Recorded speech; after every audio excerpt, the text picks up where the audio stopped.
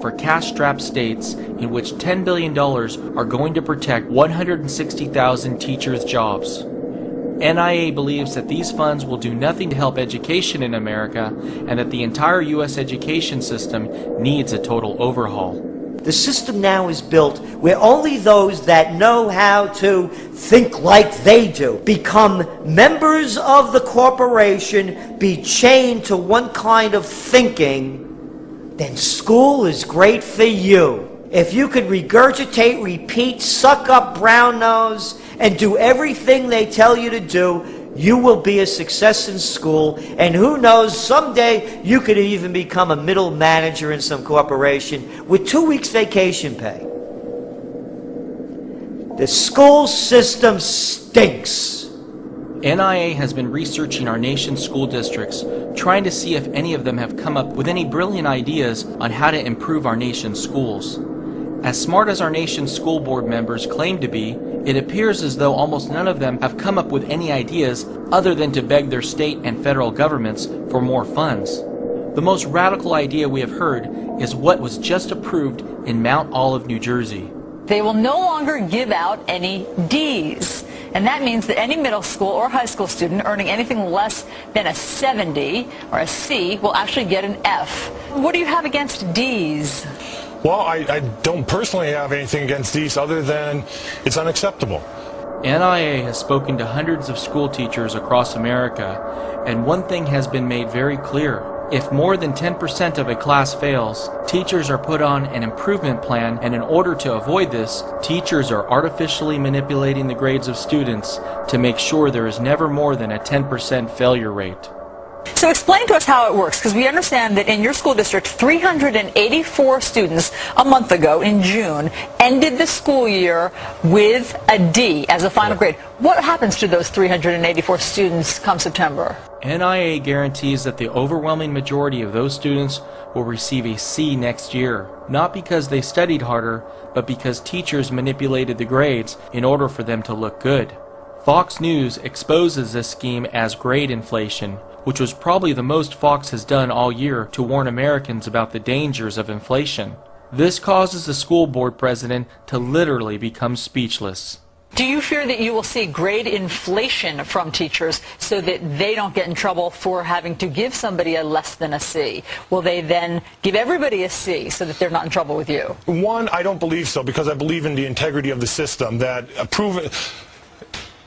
They keep faking the scores, so that it makes it look like the kids are doing better, so they keep getting federal aid, and those teachers get bonuses. So they cook the books even at that level. Students today are taught in high school about the need to get deeply into debt to attend college for a degree that is worthless because everyone else has one. With U.S. youth unemployment today at a record high, we should be teaching high school students the essential skills needed to start their own businesses immediately after graduating high school. Instead of spending $100,000 to support the lifestyles of professors and administrators who failed in the real world, students should be investing that money to start their own business. Unfortunately, students today are completely dependent on finding non-existent jobs and don't have the knowledge or motivation to go out and create employment on their own. Privately run for-profit colleges like DeVry University are outright scams that are taking advantage of high unemployment in the U.S. today, along with the government's willingness to give out easy student loans. When I walked into this place, I said, I will graduate with honors, and I did.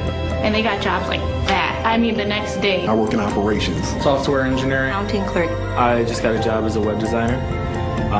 Really good job. It's actually kind of like my dream job.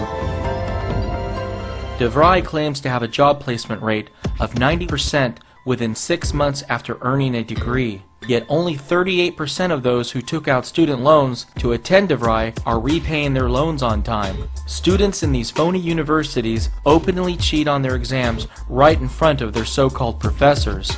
Not only is a degree from DeVry or any comparable school completely worthless, but NIA believes they are worse than worthless. If you apply for a job and show them your degree from DeVry, it is likely they will completely avoid you for being stupid enough to have gone there. Disturbingly, the U.S. government is now providing foreign aid to subsidize the creation of overseas jobs in South Asia that are replacing jobs that would have been in the U.S. The United States Agency for International Development has launched a $36 million program to train 3,000 IT specialists in South Asia. Following their training, these workers will be placed with outsourcing vendors in the region that provides services to American companies looking to take advantage of Asia's low labor costs. Government employees today make more money than private sector workers in 83% of all comparable occupations, with average hourly pay being 20 to 40% higher than wages in the private sector. Once you include health insurance and other benefits, the average federal government worker received $123,049 in total compensation in 2009 compared to the average private sector worker's total compensation of $61,051.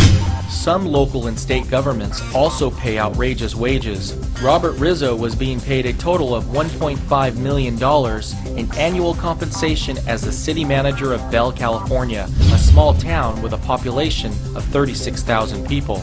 The assistant city manager in that same town was being paid $845,000 per year, with the police chief being paid $770,000 per year.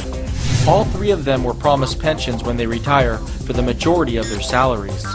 Two LA Times reporters uncovered these outrageous salaries when they were investigating another matter in a neighboring town. After it was made public, residents of Bell, California literally marched to City Hall and forced these three to resign from their positions. Just disgusting what they're doing with our money. It's all going into their pockets. I have lived in this city for 38 years. I have never seen before this kind of behavior from the city government. They're serving the people. They're not supposed to be making money out of us. NIA believes the most disturbing part about Bell, California is not what these government employees pay themselves, but how no city residents took enough interest in their local government to discover this until the media uncovered it years later.